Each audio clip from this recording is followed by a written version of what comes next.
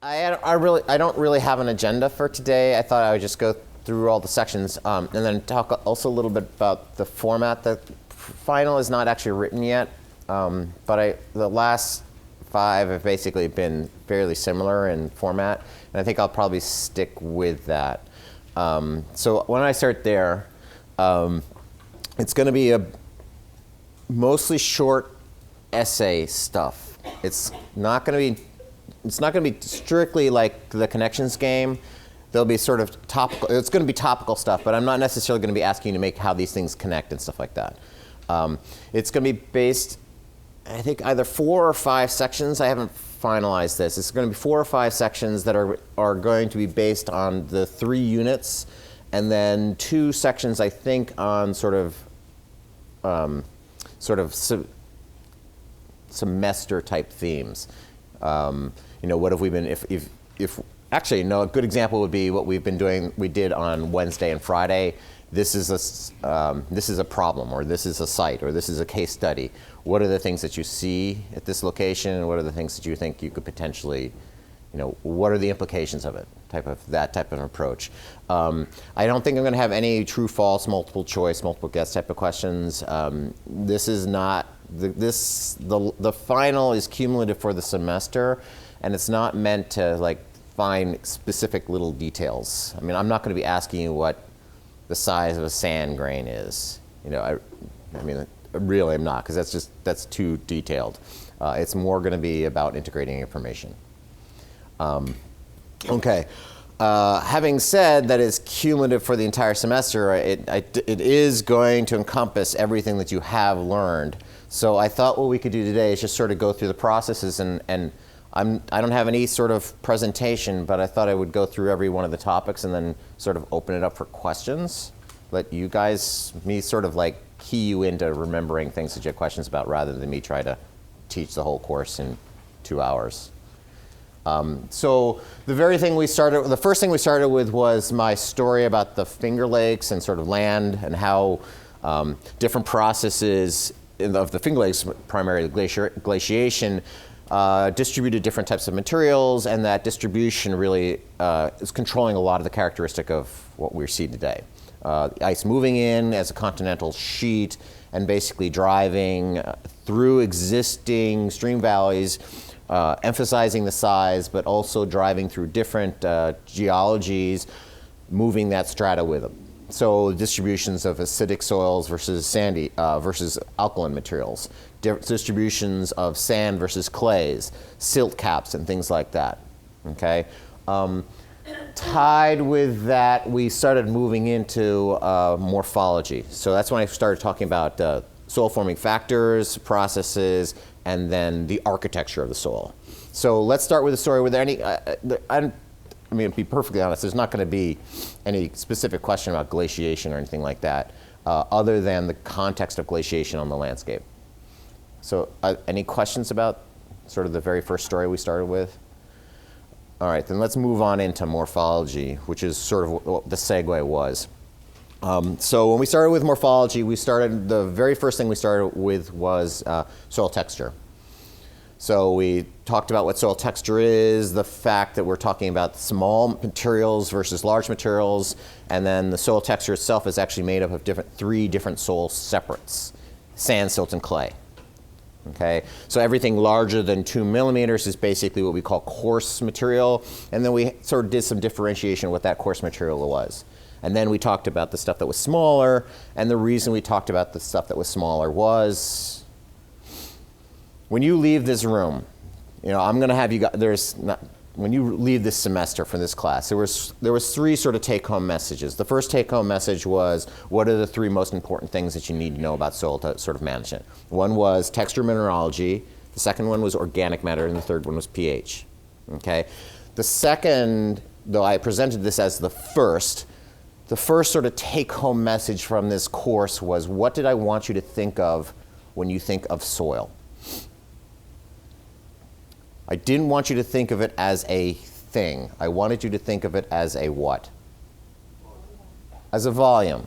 Because what was the real driver for what soils do? Where is the big thing happening with soils? or the big things happening with soils? It's at the interface between the pores and the solid. It's not the solid, it's not the pores, it's the interface between them. Okay, and that's what drives much of what goes on within that soil volume. Okay, now granted, things move through the pores, and so there's the issue of transusivity or travel, whatever, I can't say the word.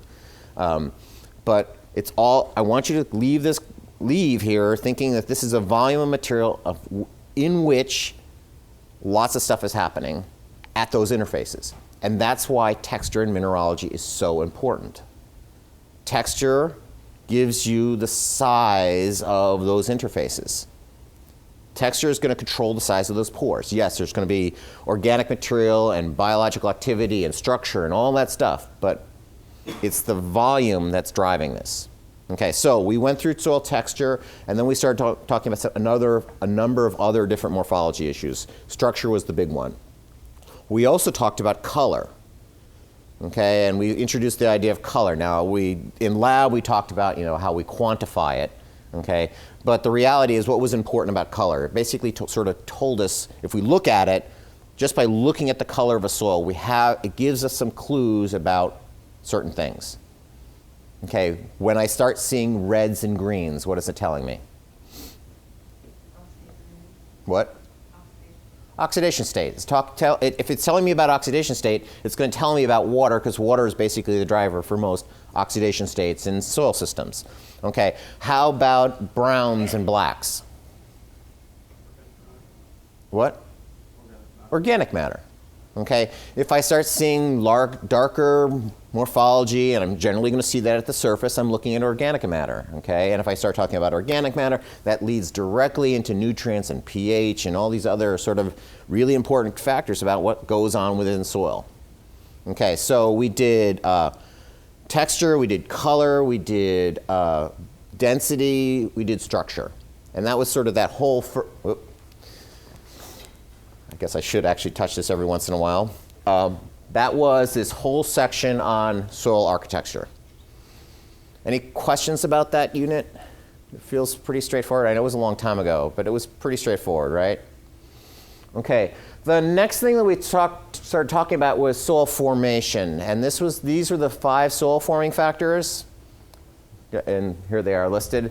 But that was the force equation, the function force equation looked like this.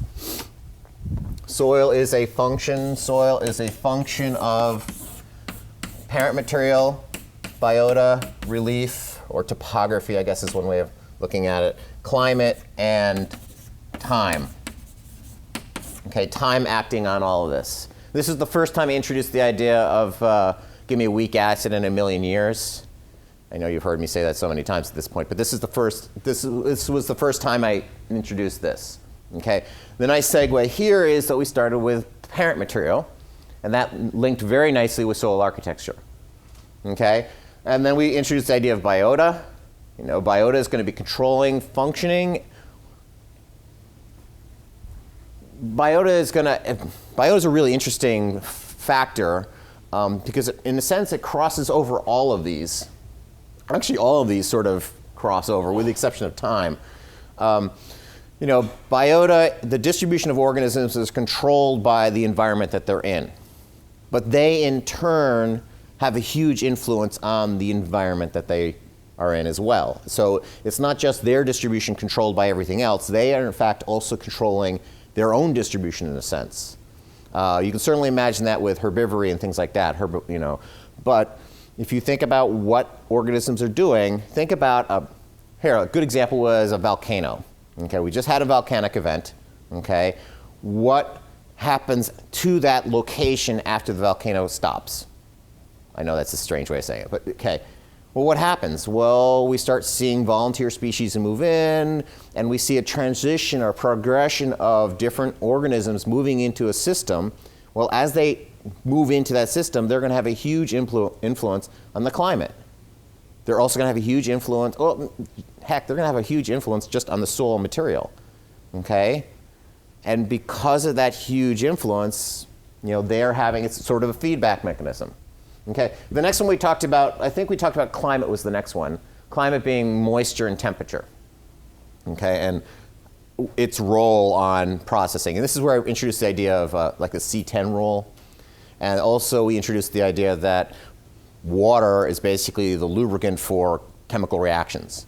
Without water, most of the chemical reactions that we have on this planet don't exist, right?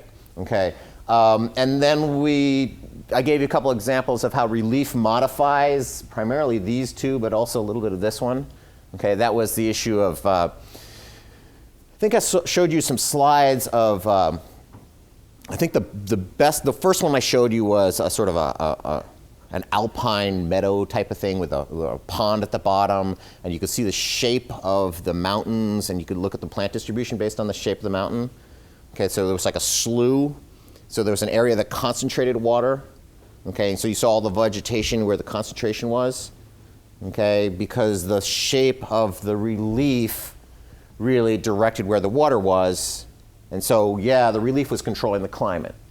Okay, I gave a couple of other examples. This is when I was talking about if you're in the northern hemisphere, northern slopes versus southern slopes, and then we also talked about aspect. Okay, so angle and aspect were the two sort of big things there.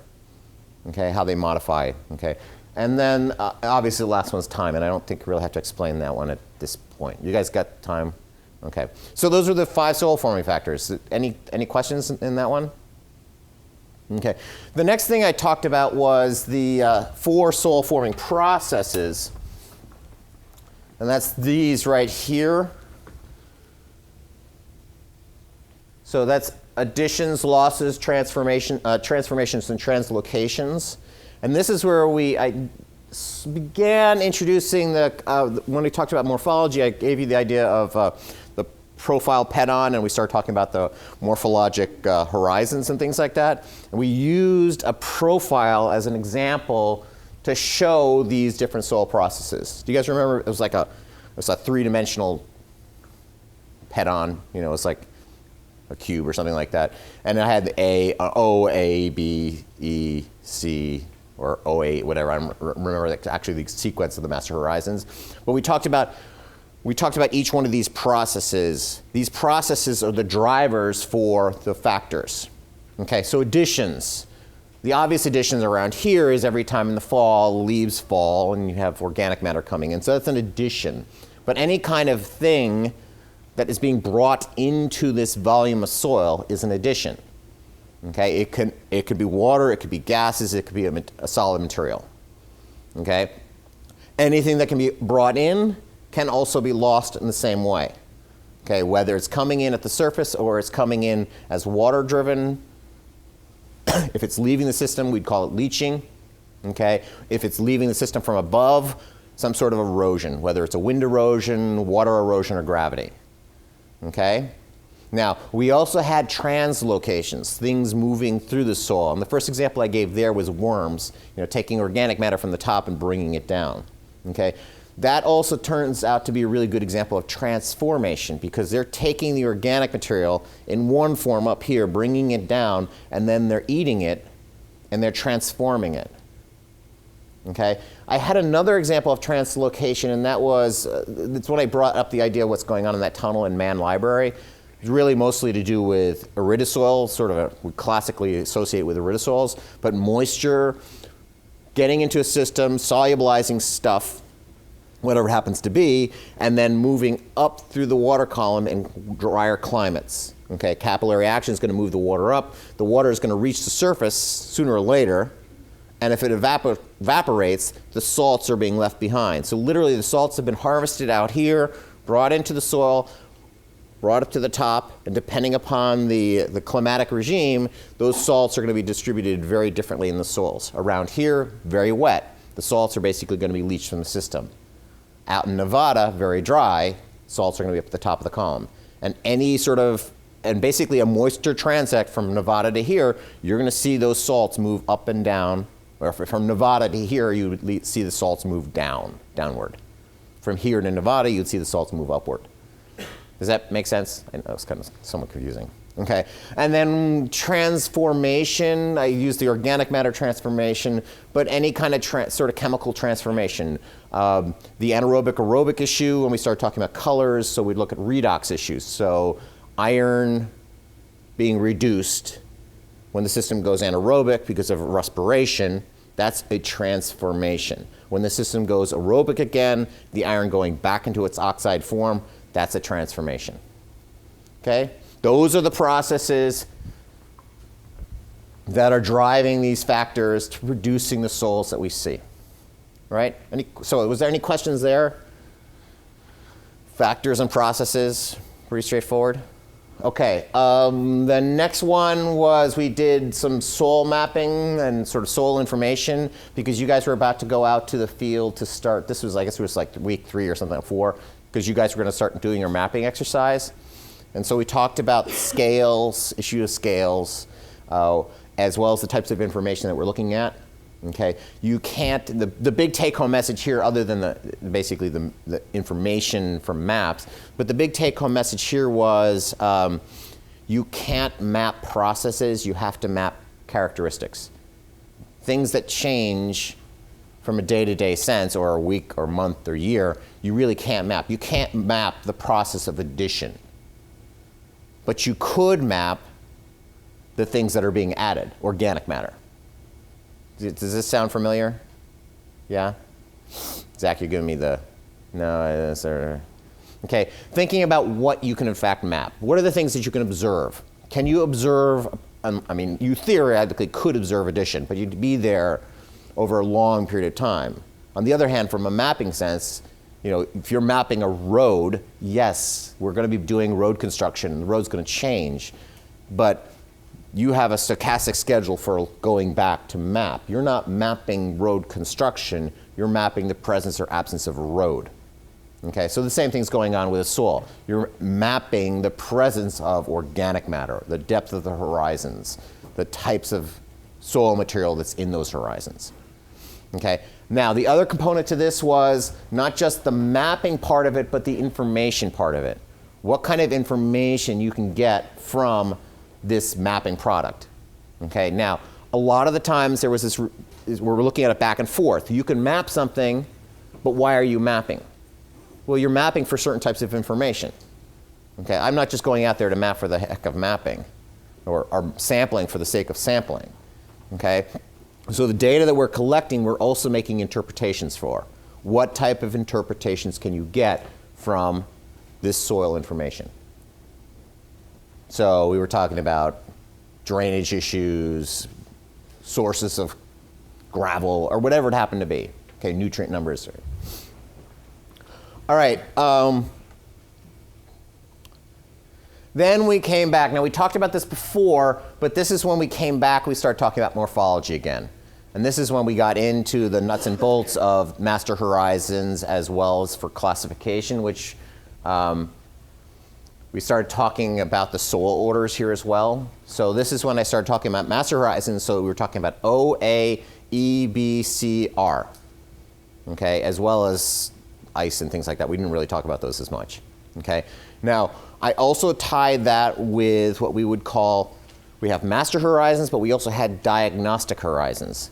And the diagnostic horizons were the horizons that we use for classification versus the master horizons which we use for morphology. Okay, that's when we started talking about the molic epipedon and things like that. Okay, andic soil properties, iridic properties, these types of things. Okay, those were the diagnostic horizons. We had 2 types of them. We had the epipedons, which were the diagnostic horizons, were at the surface, and then we had the subsurface diagnostic horizons. A good example of a surface diagnostic horizon was the molic epipedon. Okay. A good example of a subsurface diagnostic horizon was an argillic horizon. Okay? Now, by this time, you guys had met a number of these diagnostic horizons. The very first one you met was the argillics when we went to the Arkport soils, the very first soil pit. You guys remember those clay bands? Accumulation of clay, argillic. Okay? You also, by that time, you had met fragipans as well, so the BXs that we had met at up at the Mount Pleasant on the Marden soils. Okay, so those are all different diagnostic horizons that we use to classify this soil. What is its classification? And this is also where we introduced those soil orders. How many orders were there? There were 12. Okay, we went through, this is when you went sort of on safari, and I showed you all the different types of soil orders, and we took and I had lots of slides of different ones, and I also showed you maps with distributions of them.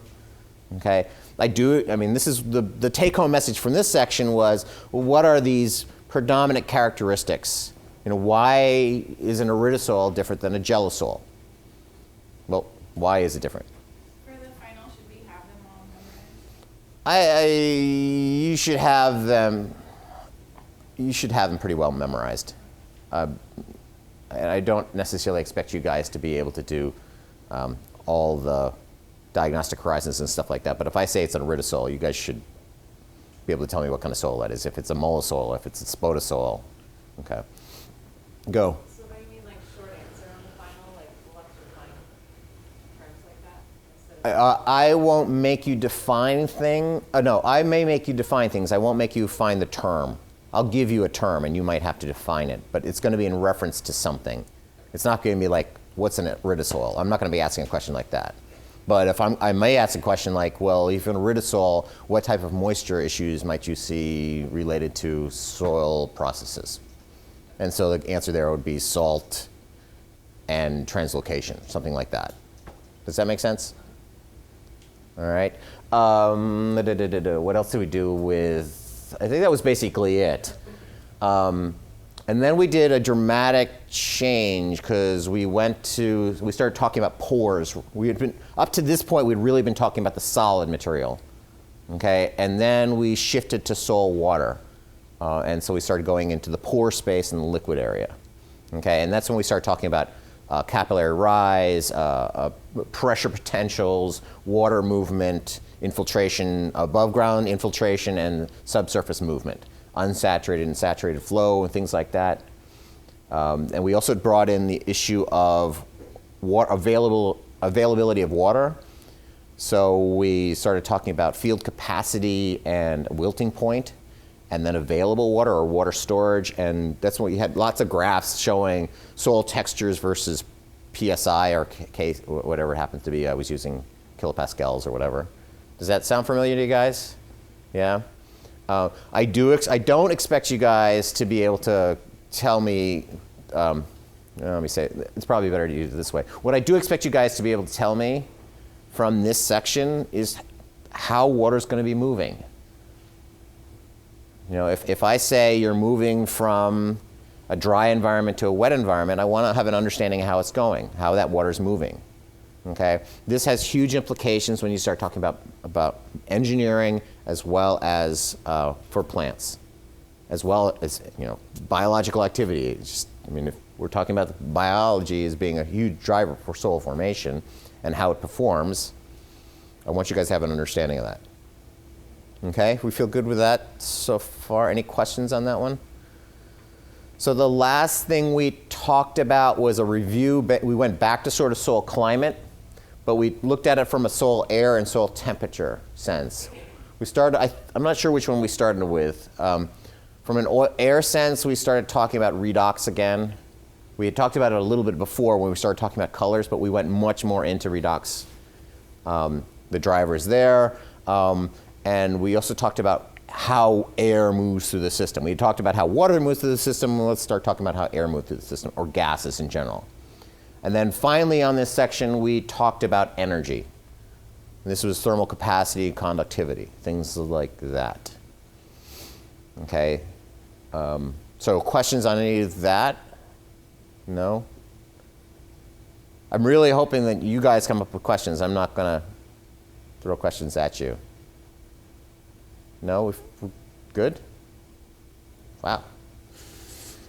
I did a really good job in Unit 1, huh? You guys, no questions at all? Really? I guess that's a good thing. All right. Again, this is all video. So if you have any questions that you don't remember now, definitely hit the videos. Okay? All right. Let's go back. We'll go to Unit 2.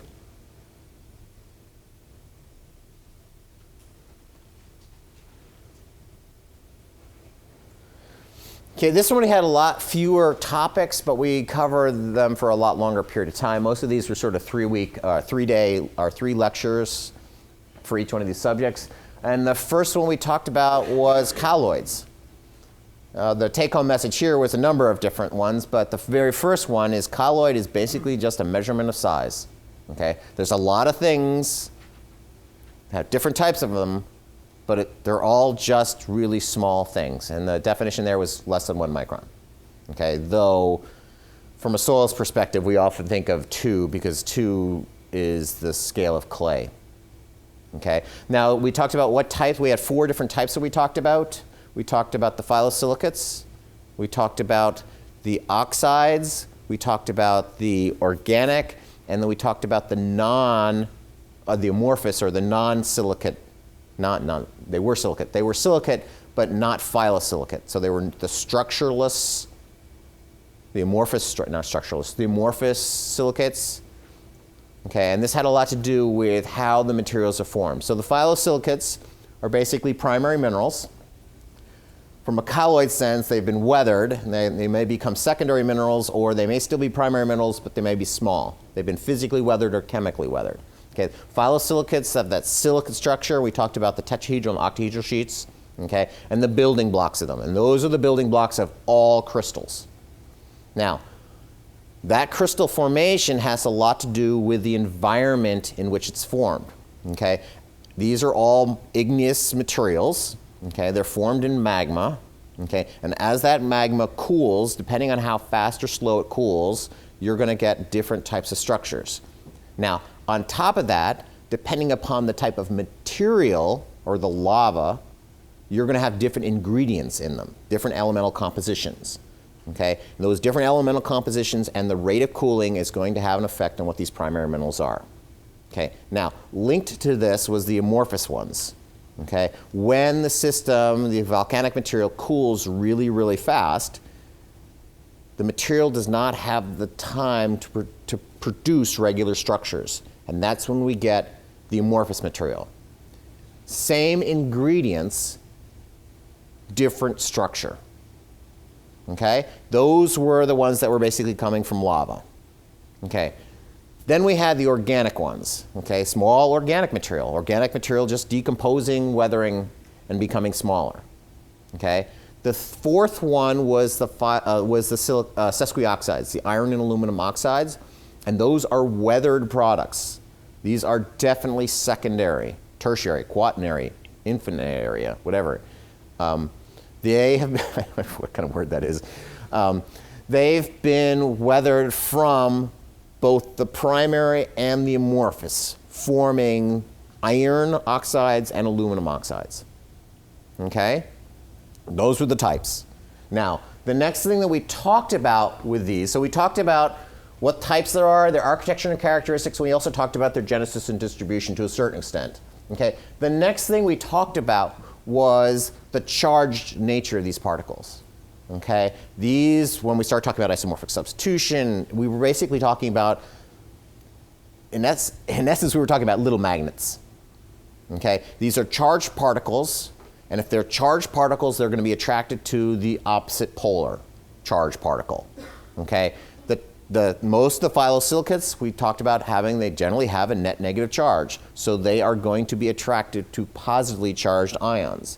This is where we introduce the idea of cations versus anions. Cations being the positively charged ones, anions being the negatively charged ions, right? Okay. Now it turns out that many of these positively charged ions are nutrients, and we talked about that later on in the semester. But this charged nature of this material is a major repository for nutrient storage. Now, we also talked about the nature, this charged nature can change based on pH. And it depended upon the type of charged particle. Turned out the phyllosilicates in general, yes, they do have some pH-dependent charge, but in general, they're pretty low on the pH-dependent charge. Most of the pH-dependent charge was associated with the oxides and the organic material, and that had a lot to do with the hydroxyls.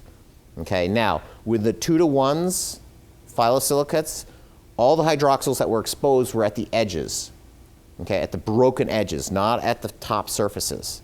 So as a result, because of this, the surface to area, does this make sense? Do I need to draw this one? No, it sort of got this. Okay, with the phyllosilicates, the 2-to-1, so you have a 2 tetrahedral and 1 octahedral. Because of the charge balance, these things are fairly well balanced structurally inside the crystal. But at the edges, where the crystal hasn't continued anymore, you tend to have these hydroxyl groups. And these hydroxyl groups that are really sensitive to pH change.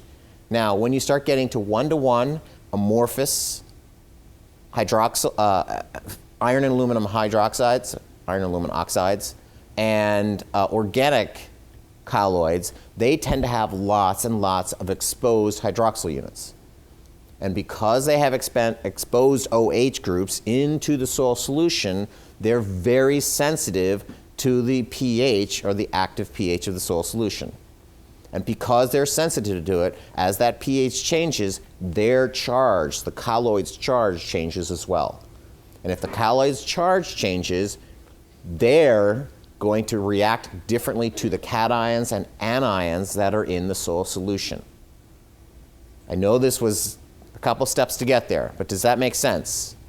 Question? So the only one that's not pH sensitive is the phyllosilicate? The other three? The phyllosilicates are, it's a misnomer to say they're not pH sensitive, because they are, because they have those edges. But per mass, compared to an organic or an oxide or something like that, or a 1-to-1 phyllosilicate, because remember the 1-to-1 only has one side that's sort of 1 tetrahedral, 1 octahedral, that lower octahedral, all of those O's are basically exposed, so they're going to be hydroxides. But on a per mass basis, the phyllosilicates are far less pH sensitive than any of the other colloids. Does that make sense to everybody? And it has to do with that exposed hydroxyl. Good? Okay. So we started, that's where we related that term, this pH sensitivity, to what we called cation exchange capacity. Now, they had inherent cation exchange capacity that had to do with structure, had nothing to do with pH. And we also had pH-dependent charge cation exchange capacity. Okay? We put the two together, and that's when you got the total cation exchange capacity. It's dependent upon what the pH is. But that cation exchange capacity was a measure of the negative charge associated with that colloid, because the negative charge is attracting the cations, the CEC, cation exchange capacity. Cation exchange capacity is based on the negative charge, or the negative magnetic charge of the material that's holding on to those cations, right? Now, inverse to this, we also had AEC, or anion exchange capacity. We basically taught this saying, they have net negative charges. Net is the operative word here. It doesn't mean that they only have negative charges. It turns out that a lot of these colloids also have positive charges. Now, when you add all the charges together, it's predominantly negative. But if they do have positive charges, they are going to be attractive, maybe a little small part of it, but they are going to be attracted to anions as well, negatively charged ions, right? And there are a lot of negatively charged ions out there that are rather important for nutrients, nitrate being a really big one, NO3 minus, right? Okay, so that's where we got into CEC, cation exchange capacity, and we also, to make a link to later on, we also talked about base saturation here. Okay, cation exchange capacity is just a measurement of your charge capacity, how much you can hold. It doesn't mean how much you are holding. Okay, so base saturation was the percent of your cation exchange capacity that was actually occupied by bases. And this is where we brought into the idea that just because you have a low CEC versus a high CEC doesn't necessarily mean you're fertile or not. Okay, you can have something that's a really high CEC, but have a really low base saturation. Okay, you can have something that has a really low CEC, but have a really high base saturation. Okay, the measurement is not what your CEC is, or to a certain extent what your base saturation is. The measurement is how many bases are being held. Okay, I could have something that has a really low base saturation, it's at 100% base saturation. Okay, imagine I have a CEC of 10. Okay, 100% base saturation would mean I have 10 positive charges, right? Cations, not aluminum or protons. Okay, I could also have a material that has 100 CEC. Now, as long as it has more than 10% base saturation, it theoretically is more fertile than the 100% base saturation of the 10. Does that make sense? No, I think this one I think I have to draw.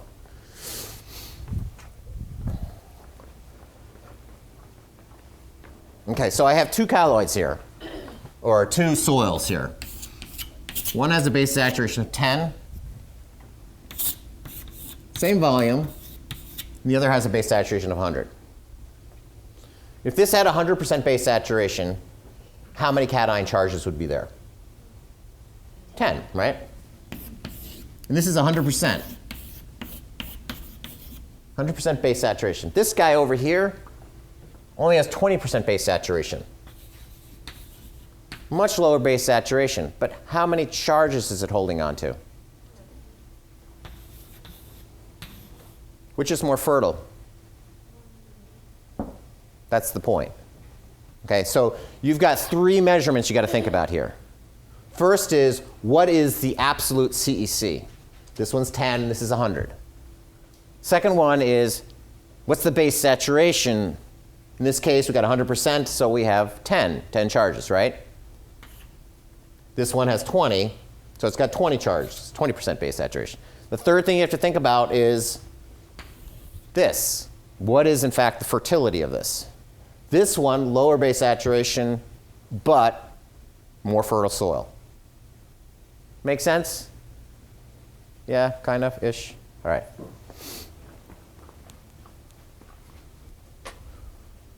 Let's see, what do we do next? I think that's what we did on. I don't think we did anything more on colloids. Nutrient holding. Yeah, I think that was all we did. Okay, the next thing we then did was organic matter. And we started this. This was actually the first of the cycles, nutrient cycles that we talked about. We talked a lot of nutrient cycles down here. But with organic matter, we started with the carbon cycle. And then we started talking about what organic matter was, and this sort of relates to what we were talking about in colloids as well. Okay, but we talked about what organic matter is. Okay, and then from there we started talking about decomposition and its availability, the properties of this, what happens when it starts decomposing, and the sort of the pools of organic matter. Okay, and this is also where I brought in the idea of when we started talking about organic matter, there's a dramatic shift in our understanding of organic matter in the last decade or so. Actually, it's a long time coming, and this is when I start talking about the issue of decomposition. It has more to do with location than with the nature of the material. Okay. Now we also talked about what are the controls for decomposition. Do you guys remember what those controls were? And again, I kept reiterating, yeah, well, all these controls, but it really comes down to location, location, location. We talked about quality, size, location was one of them, and CN ratios and things like that. Does this sound familiar? Yeah, okay. So when you're talking about organic matter, you really have to think about what this material is, and the truth is CN ratio and quality still does have a huge impact on decomposition rates. But it is dramatically overwhelmed by where the material is, okay? And that where the material is affects the organisms that actually have access to it and the conditions in which that organic matter is for the organisms to do decomposition. Okay, I could have organisms and organic matter, but if I don't have moisture or oxygen or warm temperatures, it's not going to decompose. Does that make sense? So again, that location, location, location. Okay, I was just thinking something. Well, whatever. Any other? There was any questions on this one? No. The next thing we did was we started talking about soil acidity, and the other sort of take-home message is all of these things are so interrelated. Okay, the type of organic matter affects the size of the colloids. The colloids are then affected, and the organic matter is affected by the pH. The nutrients have a huge impact on decomposition. It's just, these are all very much related. But, okay, so the next thing we started talking about was what? Soil pH, and I introduced what pH was. And this is where we got into this exponential number, 1 times 10 to the negative, 1 times 10 to the negative 14th, and this is sound like when we did the negative 23, whatever. Okay, and this is basically the negative log, pH is basically the negative log of the concentration of protons in a solution. And that's why we got to this scale of 1 to 14, was because water naturally disassociates. And that disassociation constant is the scale of 1 to 14, right? Okay, and so the pH is the concentration of protons in concentration, and the pOH, because of this disassociation of water, if you disassociate water, one's going to be proton, the other's going to be hydroxide. The pH and the pOH are basically the inverse of each other. As the pH goes up, my hydroxide concentration is going to go up. As the pH goes down, my hydroxide concentration is going to go down, but my hydrogen concentration, my proton concentration is going to go up. Does that make sense? All right. We also brought in the idea of pH buffering here, and we had a number of different reactions that we were talking about. We talked about pH buffering at the high end, at the high pHs. We talked about pH buffering at low pHs, and we also talked about pH buffering sort of in the neutral zones. The buffering at the high was basically driven by calcium and calcium carbonate. The buffering at the low was basically driven by aluminum or gibbsite, aluminum hydroxide. The buffering in the middle was basically driven by bases and base saturation, in essence. Oh, yeah, before we got to buffer, we actually talked about the pools of acidity as well. There were 3 pools of acidity. There was the acidity that we basically measure and basically controls most of what's going on chemically. It's actually the smallest of the pools, and that was the active acidity. That's the acidity that's in the soil solution. Then we also had the exchange acidity, and that's why buffering was why cation exchange capacity was a huge effect on buffering. That's the stuff that exchanges with the exchange sites. And then we finally had the structural stuff. Okay, the actual, the meat of the parent material. Okay, that is not going to become available until the parent material is literally weathered, either chemically weathered or biologically weathered, decomposed. Right? And those were the 3 pools. All right. I think this is also in lab. This is also when you started doing the buffering experiments, and we tried to figure out how much lime you would have to. We were using calcium hydroxide, but you were trying to figure out how much lime you had to add to buffer a soil from the MARD. You started with the MARD, which was like at 4.7 or something like that, and bring it up to pH 7. You guys remember that exercise? Okay. Was that a question? No. Just a clearing of the throat. Okay, the next thing we did was we went into the nutrient cycles again. We had visited carbon already, so then we went through nitrogen, phosphorus, potassium, and sulfur. And the take-home message here was the nutrient cycles are driven, there's a lot of different drivers for nutrient cycles. And I wanted you to see the 4 different nutrient cycles because nitrogen was basically primarily driven by biological activity. It was like entirely, there was nothing non-biological in that system at all. Go. Do you expect us to know any of those cycles? Well, I still expect you guys to know the nitrogen cycle. But other than that, no, I don't expect you to know the cycles cold, but I do expect you to understand what these things are doing. So we went through nitrogen and then phosphorus, which was semi-mediated by biological organisms. Sulfur was also and then potassium wasn't at all. Okay, and there were a couple of very important things about M, P, K, and S. K being a really good example of its ion concentration is rarely low, but it's basically a cell regulator. Okay, and then we talked about P and K, not P and K, P and S, and we talked about. Well, I'll start with sulfur first. Sulfur was a driver for biological respiration when the systems go anaerobic. Okay, and so when the systems go aerobic, that's when we introduce the idea of sulfate soils, acid mine waste, and dredged materials. And with phosphorus, we talked about the issue of how tightly it's held by iron and aluminum at the low pHs and calcium at the high pHs. So its availability is very tight to the pH 6.5. And then finally nitrogen, which we went on for a long time on. Any questions about those nutrient cycles? I think that there was sort of two take-home messages here. The first one is this issue of the gradient of biological mediation in these cycles. And the second one was, what are the drivers in the soil system that are controlling the pools and the fluxes, and ultimately the availability? All right, so phosphorus is a good example. What's controlling at high pHs, what's controlling phosphorus availability? Calcium. Because calcium's binding it, and it's binding it. Once it's bound it, it's not going to become available. Plants can't really get it. Okay? It's not until you, as a manager, bring the pH back down to 6.5, 7s, that the phosphorus actually becomes available for plant uptake. Okay? Now, this has huge management implication, water quality implication, especially places around here because of the dairy industry. The phosphorus is coming out in the dairy waste. It's being spread on the fields. The phosphorus is being bound very, very tightly by soils because of this calcium and aluminum issue. Down south, the southern tier, it's being bound very tightly by iron and aluminum oxides. Right?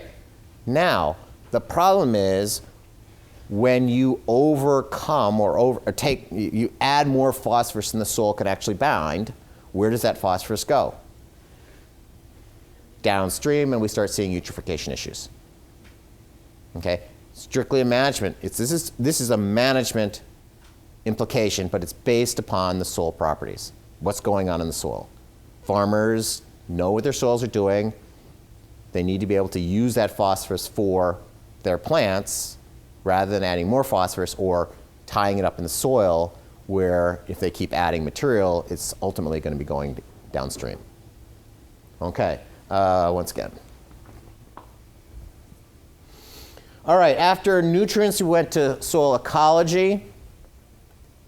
And this is where we did some stuff in the lab as well, and that's actually pretty important as well. But what we did here was I started by talking about classification. I introduced soil ecology based upon what we're interested in. Okay, and I introduced sort of 4 classification systems of soil ecology. Okay, one was morphology, sort of form function type of thing. So that was the trophic classification. Not necessarily size, but its role in the system. Okay, primary producer all the way to detritivore. Okay, the second thing we talked about was size.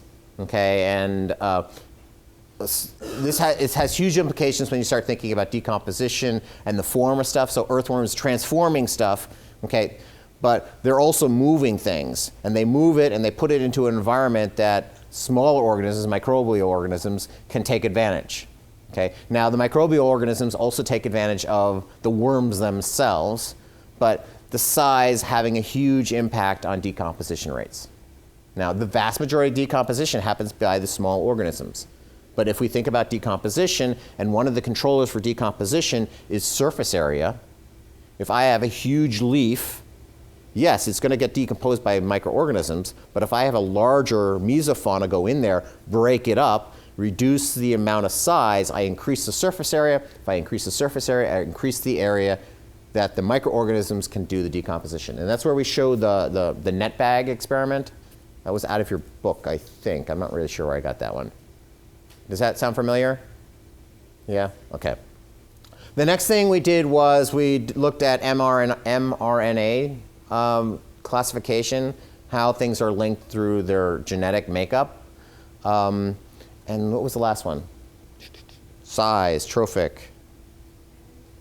What? Oh, use, energy use. Energy use, so what they were using for energy and what they were using for carbon. Okay? And so linked with that, we did this sort of whole sort of tour of these types of organisms. okay, and looking at their roles in the environment. But I think in a sense the take-home message, the first take-home message was, we have all these different classification systems, but these classification systems are based on specific interests that we have, okay? And those interests are basically the roles of those organisms, of soil ecology in the soil system. Decomposition, nutrient cycling, moving of material, transformation, translocation, soil formation, okay? Any questions there? Pretty good with that one? No? Yeah, all right. All right.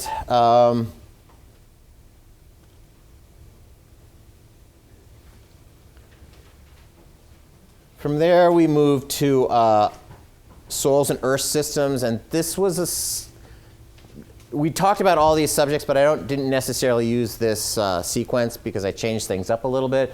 We started primarily with practical nutrient management, and we talked about some agronomic practices throughout. Talked about fertilization, and we talked about soil quality, issues of soil quality. I talked mostly about soil quality actually farther down. But this is where we introduced erosion, we introduced soil degradation and things like that, and this is where I gave that really depressing lecture on food in the future. Sorry about that again. Was there any questions on this one? The tail end of this was the last two lectures where we were looking at this issue of dynamic inherent characteristics and the case studies. Where are the case studies? So indicator assessment and indicators of soil quality. So I had a number of different, I didn't go through all of them. I got so many of them. But we went through a number of them to sort of, to take a look at the information that we knew at this point and trying to make decisions about what things we should be interested, or what are the characteristics of concern here. Okay, we showed a couple of, I didn't show any of the salt ones, but I showed a couple of erosion and sort of soil management from a mechanical sense. We also talked about fire, a little bit of fire, and we talked about terracing and sort of, it was mostly mechanical. I just didn't get long enough. We weren't there long enough, I guess. Most of the stuff that we talked about was fire and organic matter decomposition and mechanical effects on soil. Compaction, plowing, erosion cutting, things like that. We also did talk about management strategies for water and wind erosion and some of the measures that we talk about there. But I don't know, I think that was basically it. Lindsay? How will that show up on the final? Like, will it be a photo of something? No, I would basically approach it from the case study. I'm not going to give you a photo. I'd write out a scenario. In essence, okay, these are the types of conditions that you have. What are the characteristics of interest that you would want to know about to manage this scenario? If it's issues of compaction or infiltration or ponding or chemical or whatever it happens to be. But I think that's sort of it there. But any questions on any of these at this point? I mean, that was a semester in an hour. My job is done. Why did we waste an entire 16 weeks? No, question, go. Content-wise, yes. How it's going to be asked, no, with the exception of the connections game. I'm not going to have any true-false, multiple guess. I will have some short answer, but most of it's going to be paragraph-based stuff, because I want you to integrate information from the entire semester. It's cumulative. It's the entire semester.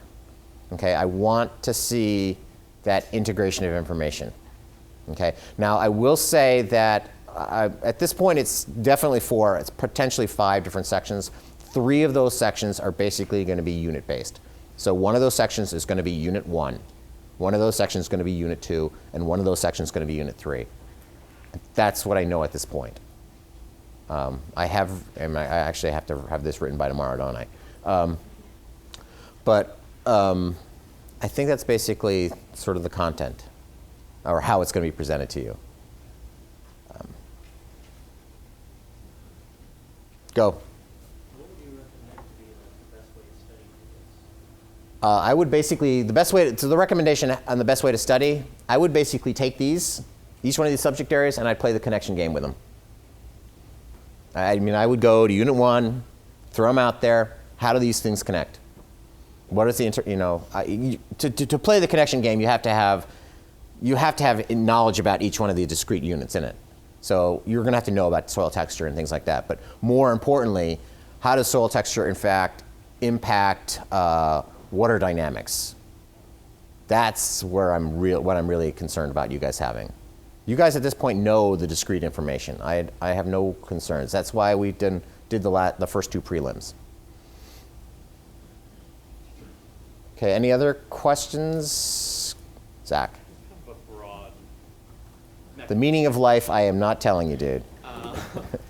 With like regard to like, I guess like the phyllosilicates. Right. And the process of secondary mineralization or secondary mineral formation, how they're kind of, the structure dictates that. Mm-hmm.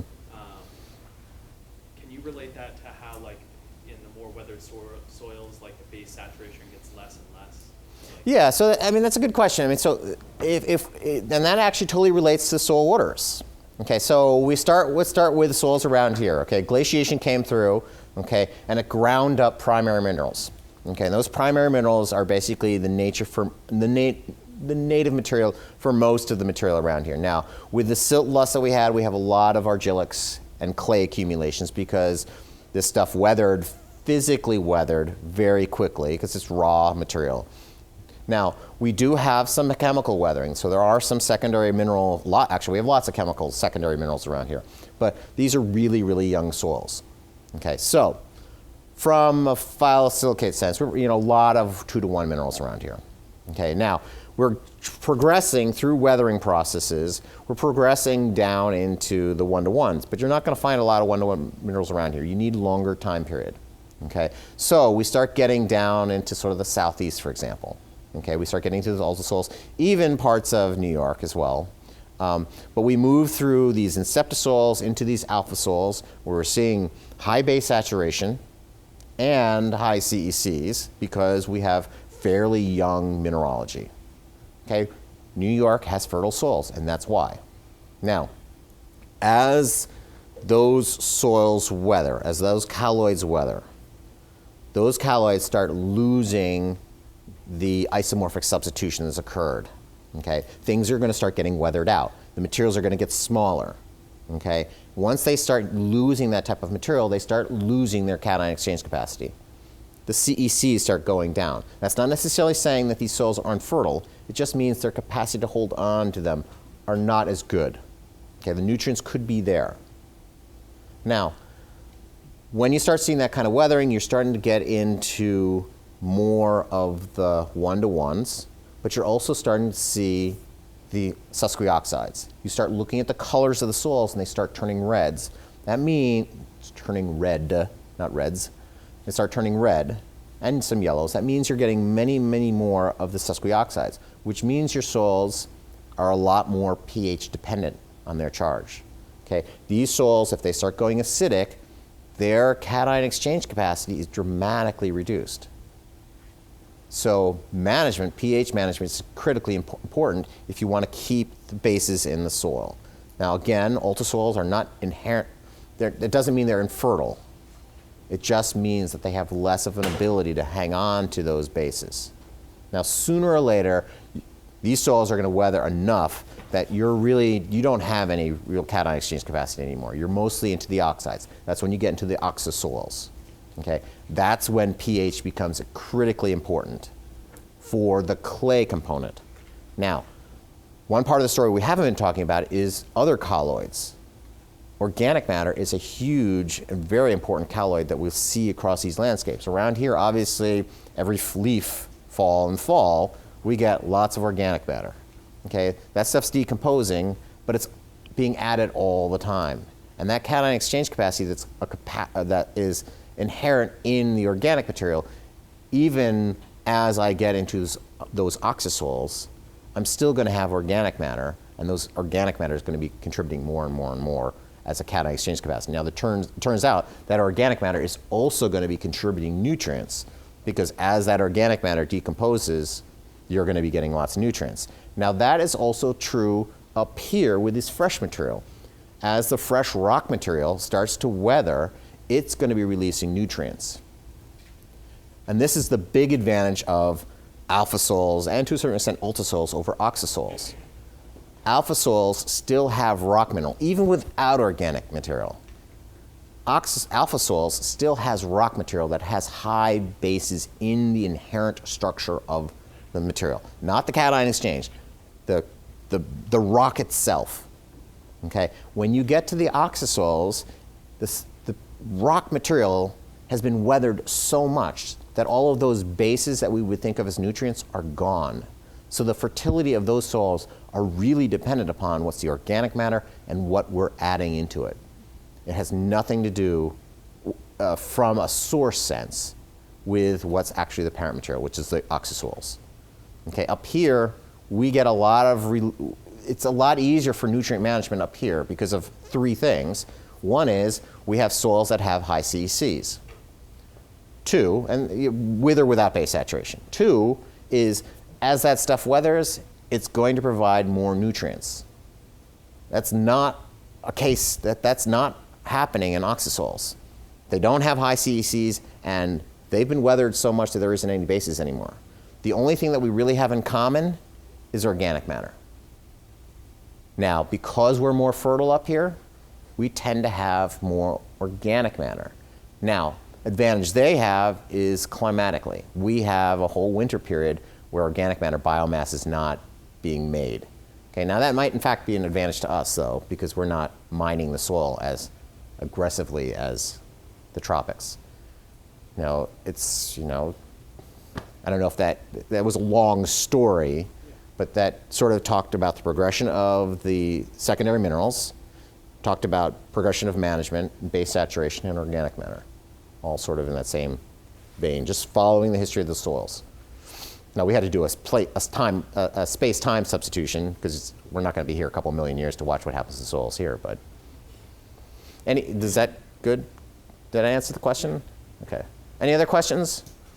Go. Could you just talk a little bit more on kind of the relationship between pH and some of the key nutrients like nitrogen, phosphorus, and that's and kind of the buffer in the end? The pH and buffer, it's more to do with buffering and less to do, the pH has more to do with biological activity, which then has effect on nutrients. It also has, pH has a huge effect at solubility. That's when we start talking about 6.5. Mm-hmm.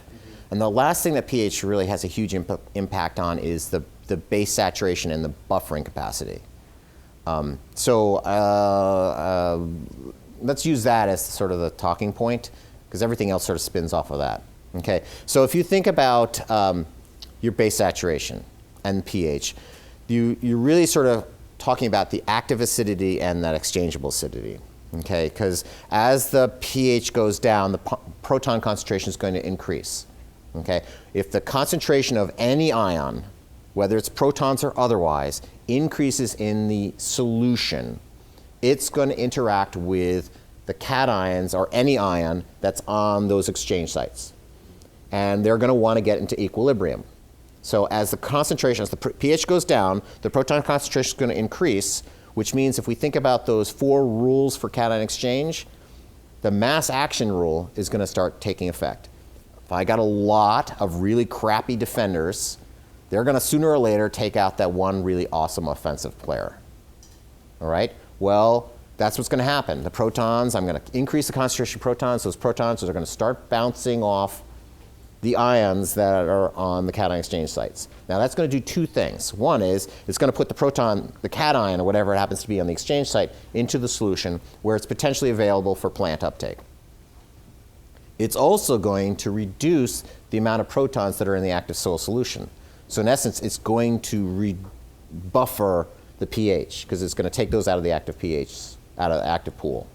Does that make sense? Yeah. So there's that exchange. So that's the first thing. The second thing, and this is a little bit farther down the line, but the more protons that I have in soil solution, the more chemical weathering I'm going to have of my primary minerals. And if I start weathering my primary minerals, those materials, those ions are going to go into solution, and you're going to get another sort of buffering reaction there, and you're also going to get another availability of nutrients. Now, if those nutrients are not taken up by the plant and they're not held on by base saturation, they're going to be lost from the system. And that's why most soils become more acidic when they age, because the protons have a ready new source. Every time it rains, more protons are coming in. Now, the reality is we've been fertilizing the world for the last decade, century, so there are also other bases coming in, but not anywhere near the amount of protons that are coming in. That's why why these systems ultimately go acidic. Okay, you can start with calcium carbonate, limestone soils, it's gonna go that way. Does that make sense? Yeah. All right, now the last part of that story was the solubility. Now, every one of these elements has a different solubility concentration based on acidity. Okay, some of them are more soluble at high pHs, some of them, or I should say, yeah, more soluble at high pHs, some of them are more soluble at low pHs. And if they're soluble, the more soluble they are, the more available into the soil solution they're going to be, which means the more available they're going to be for plants and also to be leached. But when you look at all of the nutrients together, it turns out that the maximum solubility for all of them together is around 6.5, and that's why the fertility of soils, we try to drive the fertility of the pHs of our soils to be around 6.5, because that's where we're going to get those maximum nutrients. Does that answer the question? Yeah. Yeah, okay. So any other questions? We feel good about this? We got the room for another 40 minutes, so. No? Go. I have a question. Do you have a copy of the second prelim? Because I think that A copy of it. Yeah, I can make a copy of it. the first page where it was all short answers about the different. Oh, right, with me right now? Oh, no, I don't. Yeah, now, so can you, if you tell me all right, come and talk to me later then. But if you can give me a question, I don't have it with me, sorry. Yeah, no, I can't remember a specific question. Okay. I just know it was like really general ideas. Oh, so some of the general ideas I was talking about with the pH section was the issue of pH-dependent charge, the issue of buffering, and the availability of micro and macronutrients. This relates to your question. So because of the solubility of certain types of elements, at the high pHs, what do we tend to get more of the nutrients? We tend to get more of the macronutrients, calcium being really the big operator there. At the low pHs, we tend to get more of the micronutrients. It just has to do with their solubility. And the big operator there was iron. And this was also something where we talked about the issue of certain types of plants are adapted to certain pHs. Okay, and this may be a chicken, egg, or cart and horse type of talk, but there are certain plants, blueberries being a really good example, or a lot of the evergreens, who have developed certain resistances for certain nutrients or toxicity, aluminum being a big driver for low pHs, because they either need higher iron or because it's a competitive advantage for them to be in those locations versus other places. Evergreens are a really good example. Evergreens do really well in acidic environments. Okay, well that's a competitive advantage for them over other plants who are in fact susceptible to aluminum toxicity. You know, I don't know if, I'm not sure if that's actually answering the question that you have, because I'm not really sure what the question is, but does that make sense? So I think it was those three focus points. One is pH-dependent charge, one is buffering, and the third was the issue of nutrient availability. I think those were what I was mostly focusing in on. But if not, come send me an email or something like that. I'm sorry. Any other questions? You guys feel good?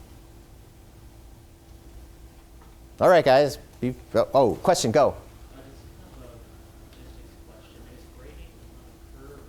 Grading's on a pseudo, it's not truly a curve. There is a big buffer in the grade because of the performance attendance and participation. And there's like a 20-point buffer there.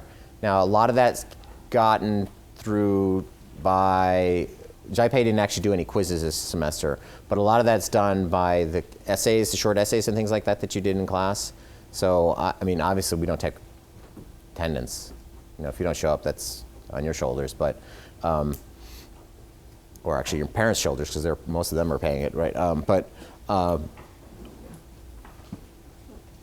But because of I have pseudo attendance records, so I can use those.